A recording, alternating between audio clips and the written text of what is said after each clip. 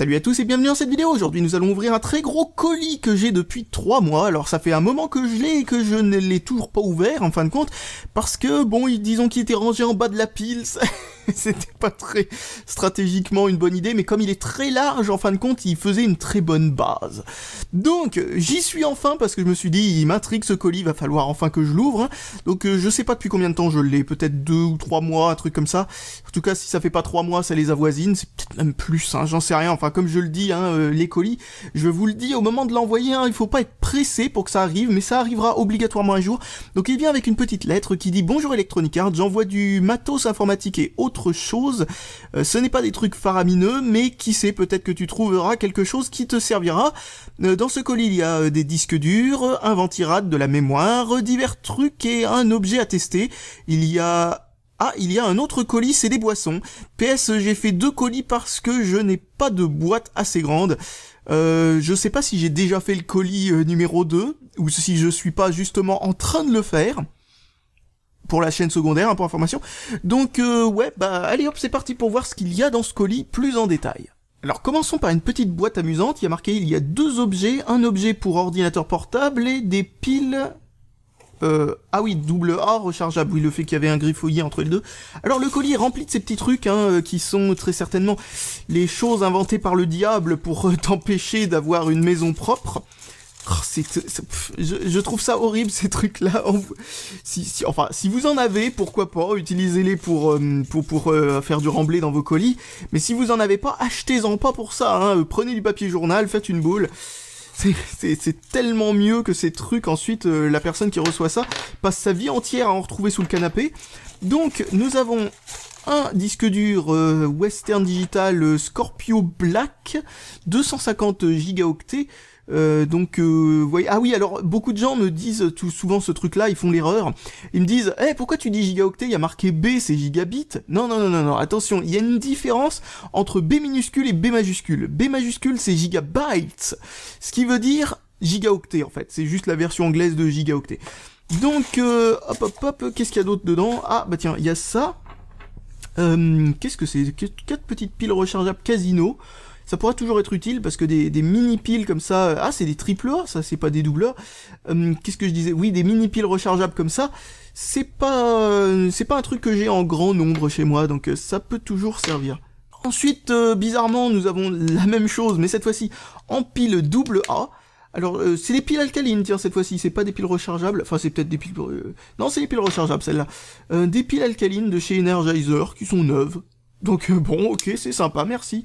Je sais pas pourquoi on m'offre des piles neuves, mais bon, c'est gentil, ça pourra toujours être utile. Ensuite, nous avons un ventilateur, non pas un ventirad Noctua, mais un ventirad Cooler Master, a priori un Hyper 212 Evo, je suppose. En tout cas, c'est à ça qu'il ressemble.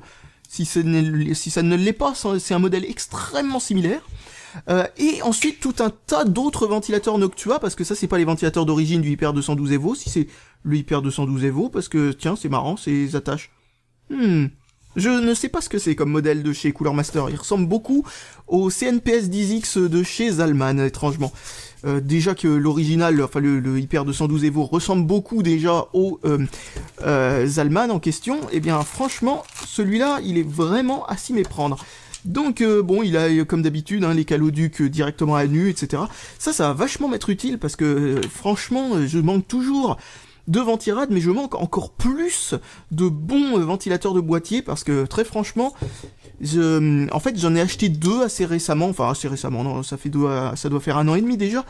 2 de chez Arctic qui sont excellents d'ailleurs en parlant de ça, des Arctic, je crois que c'est F12 PWM, un truc comme ça. Excellentissime, mais ils fonctionnent pas un peu partout parce que, bon, ils sont un peu spéciaux au niveau des attaches, etc. Et les Noctua, franchement, bah voilà, ça c'est quelque chose de bien parce que j'avais besoin de ventilateurs. Alors les Noctua, ce qu'ils ont de bien, c'est qu'habituellement, ils font pas beaucoup de bruit par rapport à toute l'air qu'ils déplacent. Et, je sais pas si vous avez vu les pales, mais regardez-moi ça. Les pales sont vraiment spéciales, vous voyez, c'est pas cassé, hein, c'est normal, hein, c'est la forme des pales. C'est sûrement un des trucs qu'ils ont fait pour faire en sorte que ça fasse moins de bruit. Pareil pour celui-là, alors là ils ont fait des petites encoches pour couper le vent, faut croire, sûrement pour faire en sorte que ça fasse pas de perturbation autour de ces ailettes, peut-être pour baisser le son là aussi, ou augmenter le rendement, je ne sais pas, en tout cas c'est l'un ou l'autre. Ah, et voici la tâche que j'avais oubliée, donc excellent cadeau tout ça, excellentissime cadeau. Franchement, ça, je sais pas pourquoi on m'offre des trucs comme ça, hein, comme je le répète à chaque fois, ça m'impressionne à chaque fois que y ait des gens comme ça qui, par générosité, bon, faut dire, bon, vous allez me dire, je suis peut-être mal pour juger et tout ça, vu que en même temps je passe mon temps à faire des vidéos qui sont pas vues par un nombre impressionnant de personnes, en tout cas pas assez pour que ça soit rentabilisé ou que ce soit considéré comme un travail à temps partiel qui paye les comment dire, qui paye les factures et tout ça. Et bon, voilà, oui, c'est vrai que oui. Mais bon, ça m'étonne toujours et ça me fait plaisir de voir que il y a encore des gens qui sont capables de faire preuve d'une telle générosité. Des piles Energizer. Ah bon? Ensuite, il y a cette chose. Qu'est-ce que c'est que ça? Un adaptateur? Un adaptateur, a priori, pour... ça fait peut-être pas qu'adaptateur. Attends, qu'est-ce que c'est que ça? Oui, en effet, c'est juste un adaptateur, un énorme adaptateur pour passer d'une prise, on va dire, anglaise à une prise française, ou l'inverse, ça dépend que dans quel sens vous le regardez. Intéressant, ça pourra peut-être me servir un jour. Ensuite, nous avons un disque dur USB qui a été démonté, et c'est juste emboîté, hein, il y avait marqué sur une feuille, donc, en fin de compte, c'est facile à refermer. Je sais pas pourquoi il l'a laissé ouvert dans ce sens-là. C'est amusant, ça s'emboîte dans l'autre sens, faut croire. Donc nous avons un disque dur Samsung dedans, je ne sais pas s'il fonctionne ou pas, hein, ça va être la grande question. Je vais le mettre de côté et si j'ai un peu de temps à la fin de la vidéo, je vais voir s'il fonctionne encore. Une nappe IDE. Tiens, un disque dur Samsung de 1 Teraoctet, un disque dur Seagate 300 Gigaoctets. On est en train de remonter le temps, nous avons un Maxtor de 200 Gigaoctets. Et là, on vient de fortement remonter le temps avec un de ces disques durs Seagate avec cette apparence absolument immonde. Comme vous pouvez le constater, le dessus, c'est juste une sorte de gros autocollant blanc. Voilà, il est un peu plus fin que les autres et tout. Je ne sais pas du tout la contenance qu'il a, celui-là, ce n'est pas marqué dessus. C'est juste marqué en nombre de cylindres, nombre de têtes, nombre de secteurs par... cylindre, je sais pas, je sais plus comment ça se calcule, et ensuite le LBA, alors bon, on peut faire tellement de calculs pour retrouver la taille que fait ce disque dur, mais disons que c'est pas quelque chose que je sais faire de tête comme ça, hein. Mais une chose à savoir, c'est qu'il fallait le rentrer manuellement dans le BIOS de certaines cartes mères à une époque, pour le détecter, parce qu'il n'y avait pas de détection automatique de la taille des disques durs au tout départ, il fallait taper le nombre de cylindres, le nombre de têtes et le nombre de secteurs, je suppose, et ensuite ça calculait la taille complète du disque dur, enfin c'était tout un concept assez stupide d'ailleurs, parce qu'au final ce genre de valeur n'a absolument aucun sens, parce que bien entendu dans le disque dur il n'y a pas 16 têtes, hein, c'est juste, c'est complètement, enfin bon bref, voilà, c'est de la triche pour que des ordinateurs plus anciens réussissent à détecter des disques durs plus récents, enfin trop récents pour eux. Donc qu'est-ce que je disais sinon à propos de ça? Oui, TP-Link, une carte Wi-Fi, donc je vais l'essayer un de ces jours parce que justement j'en ai besoin d'une. C'est une Wi-Fi G, ça me suffit largement. J'ai un endroit où je capte mal avec un ordinateur qui utilise une toute petite clé Wi-Fi de rien du tout. Ça a peut-être des chances de mieux fonctionner. Un petit câble en fibre optique. Alors vous allez voir ça, regardez. Attendez, je vais essayer d'avoir de la lumière au bout de ce câble. C'est pas facile, hein, et ça marche bien, regardez. Hop. C'est incroyable à quel point la luminosité traverse ce genre de matière parfaitement, exactement. Enfin bon bref, c'est le principe de la fibre optique. Donc ça utilise cette espèce de système de prise jack qu'utilisent certaines machines qui a un système fibre optique. J'ai ça sur un ordinateur Asus justement, et ça se branche sur une sortie fibre optique classique qui là clairement est une vraie sortie fibre optique.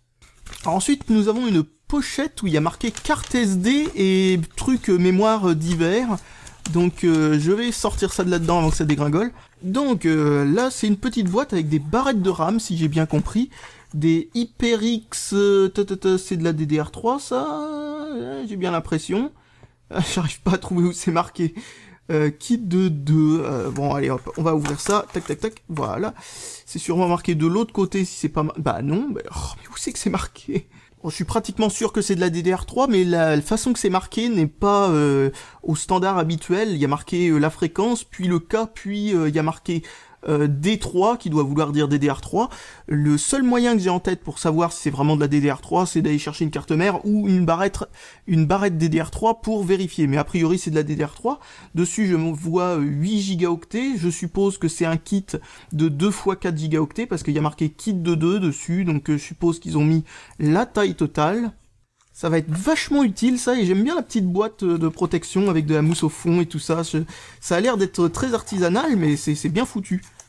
Donc ensuite, carte SD, une SanDisk micro SD de 2 gigaoctets, une totalement no-name de 2 gigaoctets. Ça se trouve, c'est pas une SanDisk réelle d'ailleurs, parce que une Lexar 8 gigaoctets, bon ça m'étonnerait qu'il y ait des contrefaçons de Lexar quand même, c'est pas... Et là, une complète no-name 16 gigaoctets.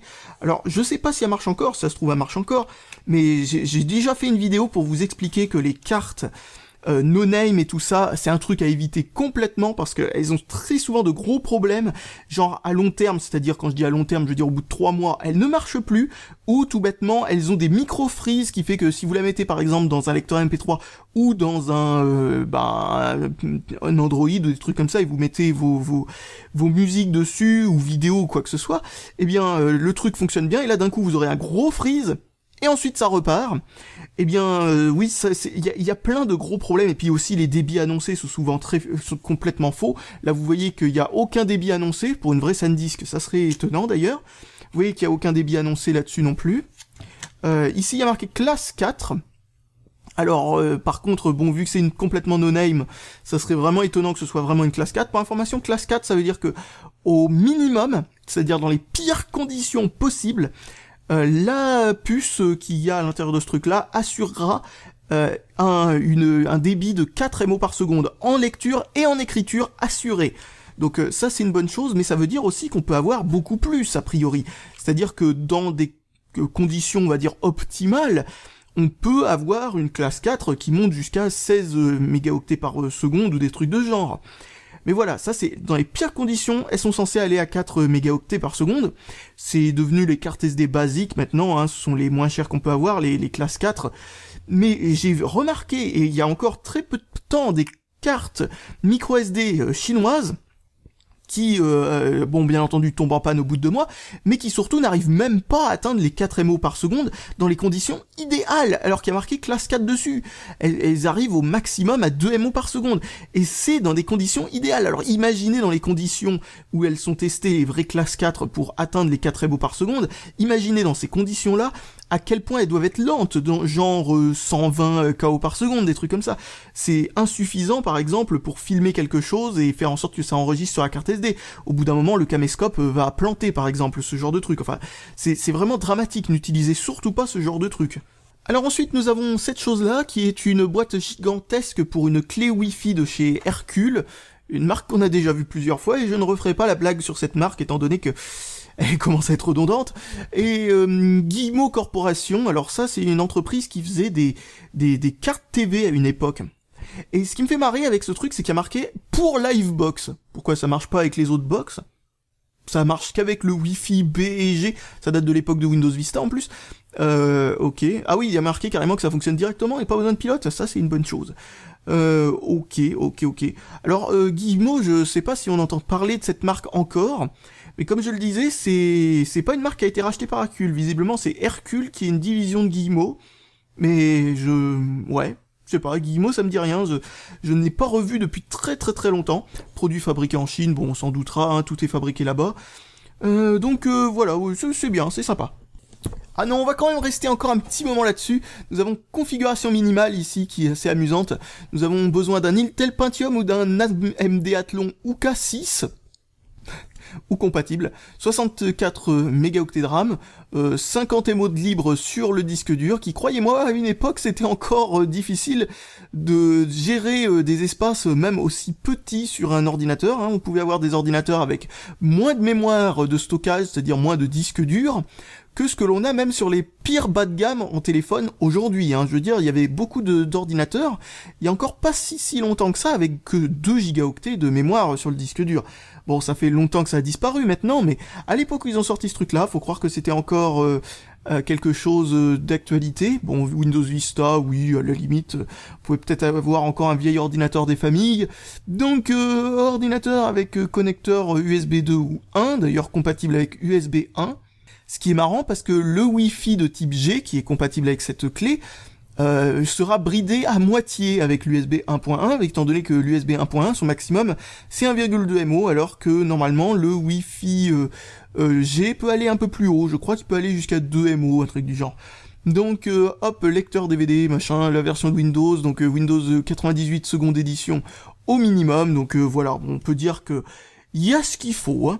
En termes de compatibilité, c'est bien permissif. Donc je vais essayer de faire un peu de place parce qu'il y a cette tour de disque dur qui gêne un petit peu. Tac, tac, tac, on va pousser ça. Voilà. Hop, hop, hop. Et nous avons encore un disque dur. Donc un disque dur externe, il est marqué 18 gigaoctets. Donc je suppose qu'il m'a pris un boîtier Advance.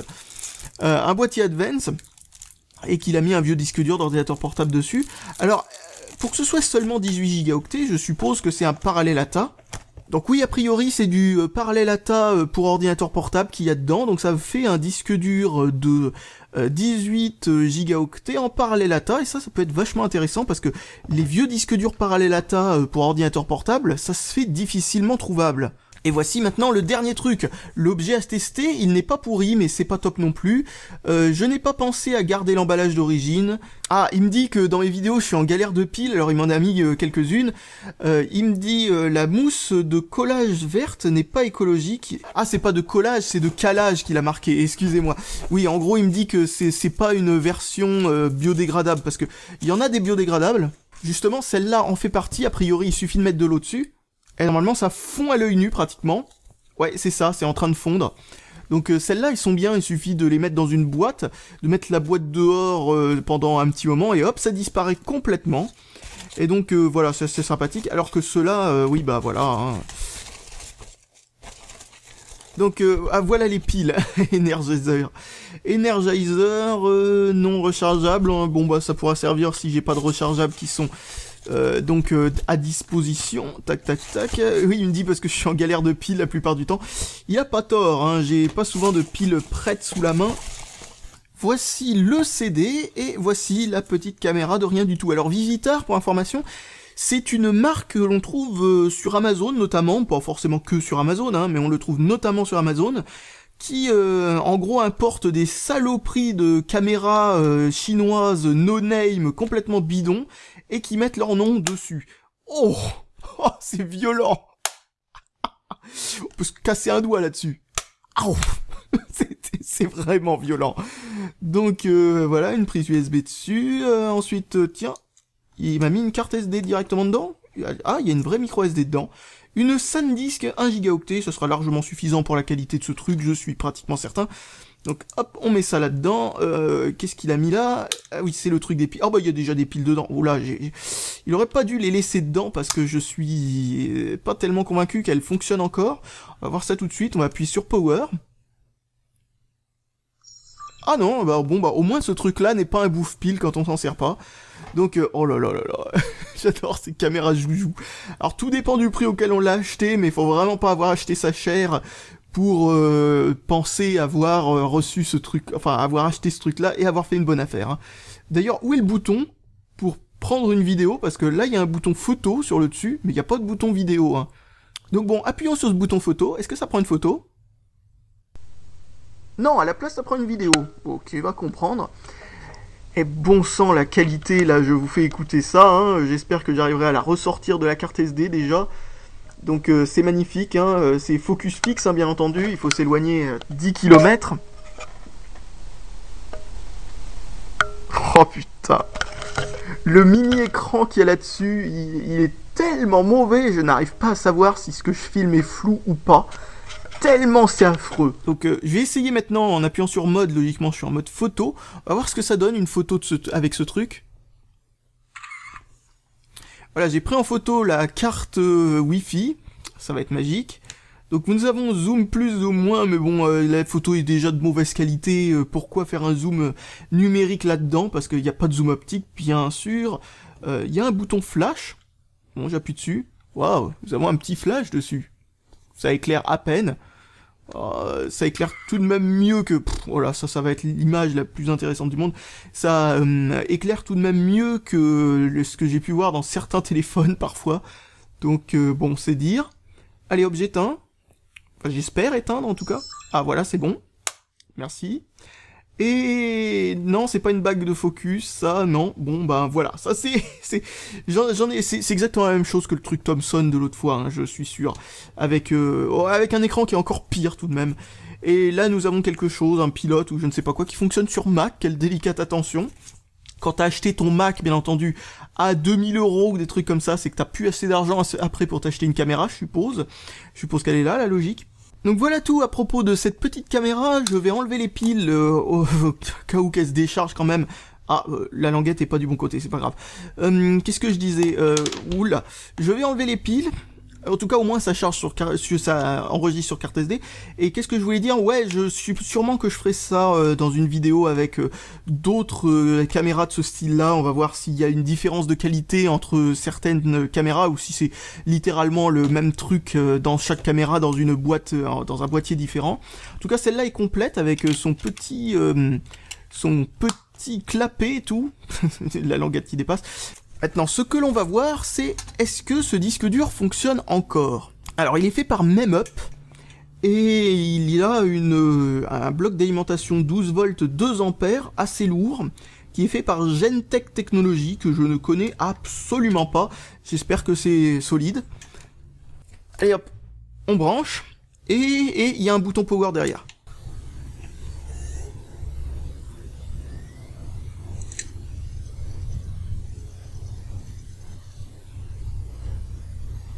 Alors je ne suis pas sûr qu'on ait pu entendre le bruit de démarrage du disque dur, il est pas forcément extrêmement bruyant, et à ce que je vois, le disque dur a l'air de fonctionner encore. Il faudra que je lui fasse bien sûr un test smart pour vérifier s'il est réellement en bon état ou s'il démarre mais qu'il perd la boule, ça peut arriver, hein, c'est pas nécessairement fonctionnel, mais en tout cas c'est bien, ça me fait un disque dur externe, si je dis pas de bêtises, j'en ai plus justement.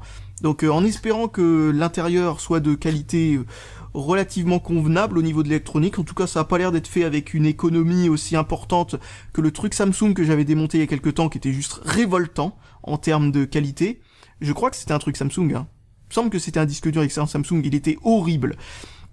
Horrible, avec un disque dur Seagate de très bonne qualité dedans, mais pas ventilé, rien du tout, c'était catastrophique, et puis une alimentation de chiottes qui avait l'air beaucoup plus cheap que celle-là, enfin bon, catastrophique. J'ai eu aussi plusieurs disques durs externes de ces Western Digital, qui à côté du Samsung sont tout à fait corrects, mais malheureusement j'ai quand même eu des problèmes avec. Franchement, les disques durs externes, ça a tendance à ne pas vraiment être des trucs sur lesquels on peut vraiment compter la plupart du temps, hein. Ça a tendance à être des machines relativement peu fiables, et c'est vraiment dommage.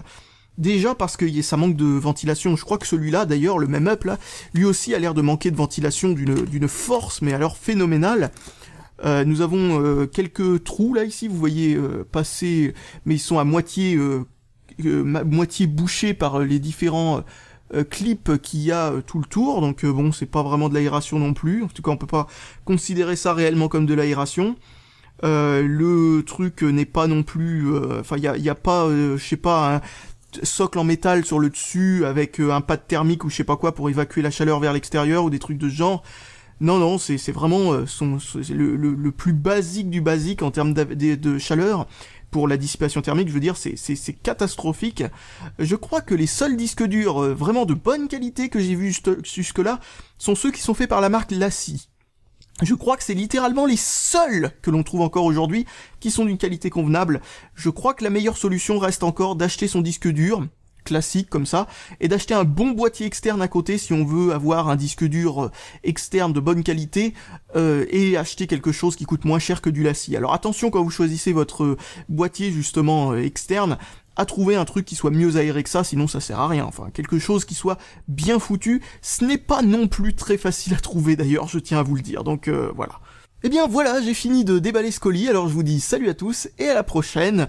Et tout ça va franchement pas mal me servir parce que là c'est pas vraiment un colis qui est intéressant pour faire des vidéos. Bon, il y a quelques trucs qui peuvent être relativement intéressants. C'est plutôt un colis d'outillage pour moi, pour me faciliter la vie, notamment quelques disques durs sympathiques, notamment un disque dur IDE, un disque dur IDE parallèle ATA pour disque dur pour ordinateur portable, des trucs de ce genre, que des choses dont je manque, des cartes SD aussi, que des choses dont je manque aussi pour les rétrospectives, etc. J'ai tendance à utiliser plein de petites cartes SD pour, à mettre dans divers téléphones, etc. Et à chaque fois, je suis obligé de slalomer, ressortir une carte SD d'un autre téléphone pour la remettre dans un autre, etc., etc. Parce que j'ai vraiment pas un stock très incroyable de cartes SD. Bah maintenant, si elles fonctionnent tous, en tout cas, eh bien, j'en ai 5 qui pourront m'être utiles pour faire en sorte d'avoir moins souvent à ouvrir des téléphones dans tous les sens pour retrouver mes cartes SD. Donc voilà, ben j'ai plus qu'à vous dire à nouveau salut à tous et à la prochaine. Ah merde, j'ai oublié un truc, c'est vrai, au fond de la boîte, il y avait des canards PC. Zut, j'ai complètement oublié, mais alors complètement oublié de vous les montrer. Alors si vous connaissez pas Canard PC, c'est un excellent magazine sur tout ce qui est électronique et enfin tout ce qui est surtout relatif au PC. Mais maintenant ils sont un tout petit peu diversifiés, hein. Ils font aussi un petit peu tout ce qui est, on va dire, smartphone et compagnie. Ils ont tendance à y toucher un petit peu et gadgets électroniques. En tout cas, oui, bonne idée d'avoir mis ça là-dedans, surtout que ce sont des numéros que je n'ai pas eu. Et c'est... je vais les regarder, hein, parce que même si c'est peut-être des informations qui sont un petit peu passées de mode, hein, bon, ça date d'un an, eh bien, c'est toujours intéressant à lire, les canards PC. Il y a toujours de très très très bonnes choses de dites dedans. Enfin, en tout cas, si c'est toujours comme à l'époque où j'étais abonné, très franchement, bon, je me suis désabonné, j'ai surtout pas renouvelé mon abonnement pour des raisons budgétaires, mais voilà, donc franchement, à l'époque, c'était excellent de la façon que c'était rédigé, il y avait toujours de très très bonnes idées, on se dit purée, ils ont littéralement pensé à tout, c'est eux qui m'ont en quelque sorte inspiré à être aussi, on va dire, sévère dans mes tests, parce que franchement je trouve que c'est la meilleure façon de pouvoir parler d'un objet, c'est de réellement en parler et non pas de passer autour et faire une semi-publicité. En tout cas, à l'époque où je lisais ça, c'était vraiment très c'était du vrai journalisme en fait. Et a priori, c'est toujours le cas parce que de ce que j'en ai entendu récemment et puis surtout de ce que j'en vois, c'est vraiment s'il y a bien un truc auquel il faut s'abonner, c'est ça quoi. Si on est intéressé par ce genre par la technologie tout bêtement, hein, j'ai envie de dire. Allez, salut à tous et à la prochaine une troisième fois, désolé.